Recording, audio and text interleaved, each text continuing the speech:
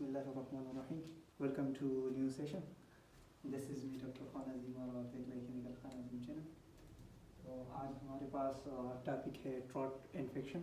Okay, तो trout infection को हम डिस्कस करेंगे। बाकी तो हम ऐसे PDF से पढ़ते थे, तो आज बाय बोर्ड पर ये चीज़ पढ़ेंगे, ट्रॉट इन्फेक्शन। ओके, सो डिस्कस करते हैं ट्रॉट इन्फेक्शन।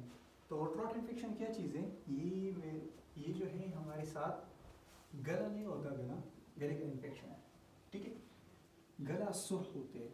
ठीक है, गला सुर्ख होता है, इसके साथ फीवर आते हैं, कफ आते हैं, मतलब बुखार और खांसी वगैरह ये चीज़ जो है आते हैं। ठीक है, तो ट्रॉट इन्फेक्शन, गले का इन्फेक्शन या गले का सूजन, तो ये मेडिकल तौर पर हम ये जो टॉपिक है ये खासकर क्लिनिकल बेस पर है। ठीक है, यानी तुम इसको क्लिनिक, अगर ये लेक्चर देखते हो सही तरीके से, तो आप जो क्लिनिक में हो तो आपके लिए क्लिनिकल जो है आपको कवर हो जाएंगे या हॉस्पिटल में काम करते हो। ठीक है, तो स्टार्ट करते हैं ट्रॉट इन्फेक्शन।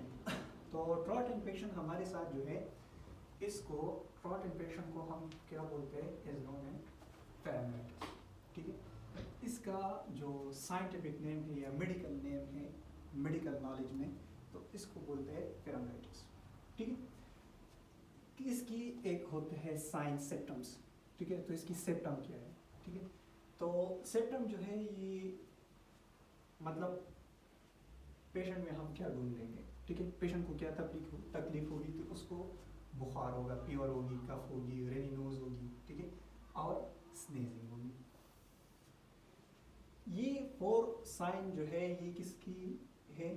ट्रॉट इन्फेक्शन की है। ठीक है, ट्रॉट इन्फेक्शन का आप अंदाज़ा तब लगा सकते हो तो जब पेशेंट को ये 1 2 3 4 ये सिम्टम। ठीक है, तो इससे मालूम होता है कि पेशेंट को ट्रॉट इन्फेक्शन है। ठीक है, ये ट्रॉट इन्फेक्शन जो है ये 2 चीज़ों से होते हैं।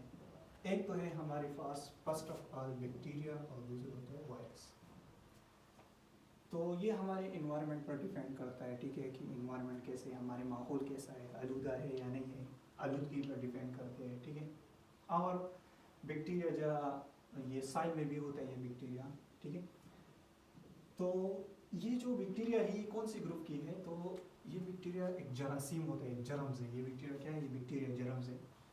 तो ग्रुप ए और ग्रुप बी स्ट्रेप्टोकोकस, ऐसे ये बैक्टीरिया जो है इसकी अपनी फैमिलीज होते हैं। जैसे हमारे फैमिलीज नहीं होती, घर में एक फैमिली बने होते हैं, तो इसकी बैक्टीरिया की भी अपनी अपनी फैमिलीज है, अपना खानदान है इसका। ठीक है, और एक है वायरस, जो जैसे बैक्टीरिया के खानदान है ऐसे वायरस के खानदान है। ठीक है, वायरस का नाम दे दिया है। तो इसमें ग्रुप, कौन सी ग्रुप फैमिली का? ए बी स्ट्रेप्टोकोकस, इसमें ये क्या होते हैं? इन्वॉल्व होते हैं। ठीक है, इसमें है वायरस। वायरस कौन सा है? Influenza virus. Only influenza virus जो है ये इन्वॉल्व होता है कि ये आपका अपना ट्रॉट इन्फेक्शन कराए। माहौल आलूदा है, गंदगी है इसमें, और इसमें ये वायरस मिल गया तो आपको ट्रॉट इन्फेक्शन हो सकता है। ठीक है, तो बैक्टीरिया को ख़त्म करने के लिए हम जो ड्रग्स देते हैं इसको बोलते हैं एंटीबैक्टीरियल। यानी इस बैक्टीरिया ने लगा दिया ये साइन सिम्टम ट्रॉट इन्फेक्शन, तो इस बैक्टीरिया को ख़त्म करना होगा, या इस वायरस ने लगा दिया है तो इस वायरस को भी हम ख़त्म करेंगे। ठीक है, तो अगर बैक्टीरिया ने लगाया तो बैक्टीरियल देंगे, अगर वायरस ने लगाया हो तो क्या करेंगे? इसको एंटीवायरल देंगे।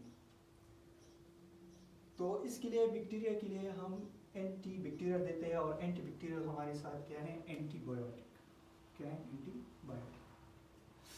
और वायरस के लिए कोई हम और डोज नहीं देते। ये सुन लो, वायरस के लिए जस्ट वायरल है खुद ब खुद जो है जल्दी ठीक हो जाते हैं, 1-2-3 दिन लग जाते हैं इसमें।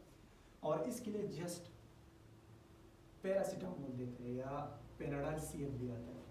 ठीक है, अगर पेनाडाल CF देते हो तो ये भी बहुत केसेस में क्या है? सेफ है, और ये अच्छी रिजल्ट भी देते हैं। इसमें पैरासीटामोल 500 mg का होता है, पेनिलाफ्रिन 5 mg, ट्राइफिन हाइड्रेट 200 mg। ये क्या करता है? तेराफिन हाइड्रेट एक चीज़ है, ये रिस्पायरेटरी जो म्यूकस होता है, इस सिक्रीशन को, रिस्पायरेटरी म्यूकस को क्या करते हैं? इस गल को वापस क्या करते हैं? निकालते हैं। ठीक है, तो पैराफिन हाइड्रेट जो है 200 mg में।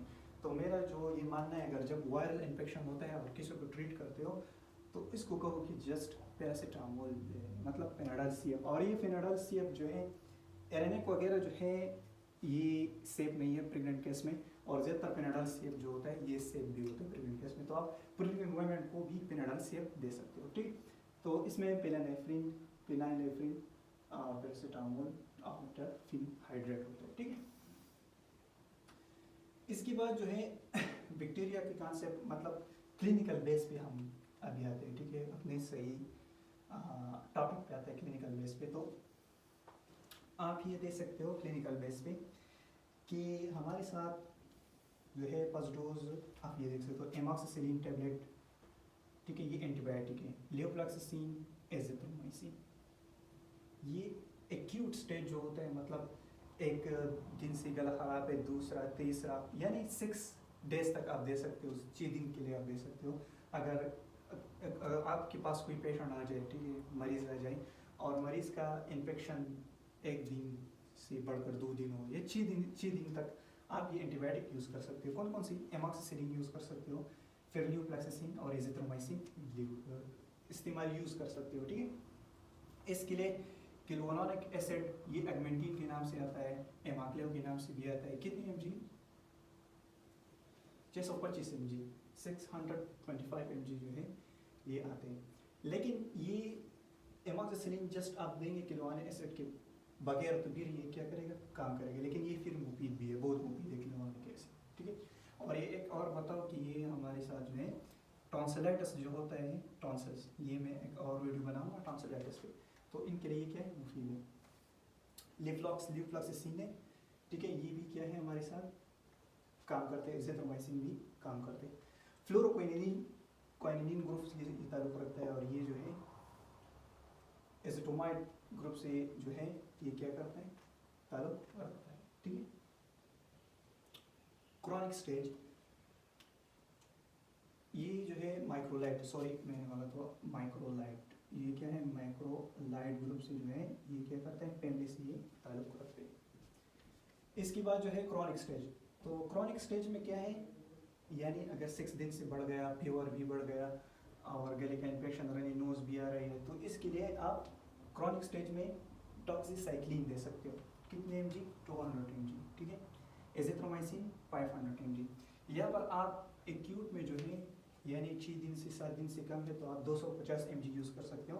अगर इससे ज़्यादा क्रॉनिक है तो आप 500 mg यूज़ करते हो। इसके बाद अगर इससे भी ठीक नहीं हुआ तो आप एजिथ्रोमाइसिन और इसके साथ लिंकोमाइसिन इंजेक्शन करेंगे, ठीक है, और इसके साथ डेक्सामेथासोन कंबाइन करेंगे लिंकोमाइसिन के साथ। डेक्सामेथासोन जो है ये हमारे पास स्टेरॉइड्स है, लेकिन आप स्टेरॉइड्स जो है वो यूज़ ज़्यादातर मत करें स्टेरॉइड। लेकिन अगर पेशेंट, मतलब डिपेंड करता है इन्वायरमेंट पे, ठीक है, तो अगर पेशेंट को पहले ही सी स्टेरॉइड लगता है कोई हॉस्पिटल वगैरह में, तो फिर वो लिंकोमाइसिन से ठीक नहीं होती। इनको इम्यून सिस्टम जो है वो स्टेरॉइड पे ही चलता है, तो फिर आपको स्टेरॉइड देना होगा कॉम्बिनेशन में, ठीक है। तो लिंकोमाइसिन 600 mg जो है आप ये दे सकते हो, ठीक है। और लिंकोमाइसिन जो है ये कॉन्ट्रा इंडिकेटेड है, ये आप चिल्ड्रन और बीपी पेशेंट और प्रेगनेंसी पेशेंट को भी नहीं दे सकते। इसके अलावा एजिथ्रोमाइसिन का इंजेक्शन भी आता है, ठीक है, ये IV स्टेट भी करते हैं। और ये लिंकोमाइसिन जो है ये IM और IV दोनों कर सकते हैं, ठीक है, आप कर सकते हो ये दोनों स्टेज। IM मतलब कमीन क्या है? इंट्रामस्कुलर लगा सकते हो, IV इंट्रावेनस लगा सकते हो, ठीक है। इसके बाद जो है देखो ये थ्रोट इन्फेक्शन जो है इसमें आपको ये ड्रग्स देनी होगी, ठीक है, मतलब एंटीपायरेटिक ड्रग्स, एंटीबायोटिक, एंटीवायरल, एंटीडायरल और anti allergic. Pyretic mean fever के लिए ख़त्म, ठीक है, इससे बैक्टीरिया ख़त्म होता है, बैक्टीरिया के लिए। ये वायरस के लिए जस्ट पैरासीटामोल भी है, अगर वायरल हो तो फिर वायरल लगेगी, बैक्टीरिया हो तो बैक्टीरिया लगेगी, इसमें चॉइस है, ठीक है। इसको कोई भी इन्फेक्शन हो तो वही ड्रग्स देते हैं। एंटीडायरल देते हैं डायरेक्ट ख़त्म करने के लिए, और एंटी एलर्जिक देते हैं, ठीक है, एलर्जी को ख़त्म करने के लिए। तो H1 ब्लॉकर भी इसको कहते हैं, यानी H1 रिसेप्टर को क्या करते हैं? ब्लॉक करते हैं।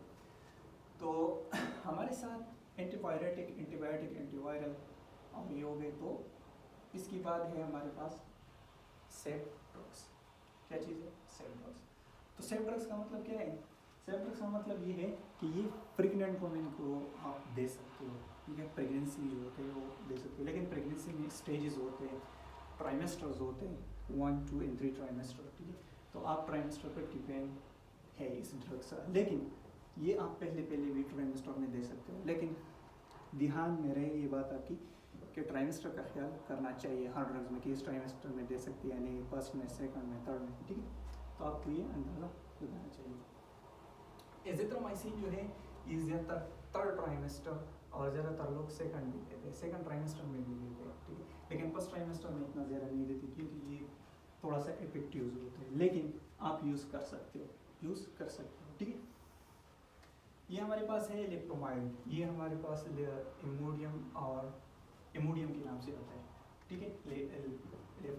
लोफेरोमाइड जो है ये एंटीडायरल है, डायरिया खत्म करने के लिए।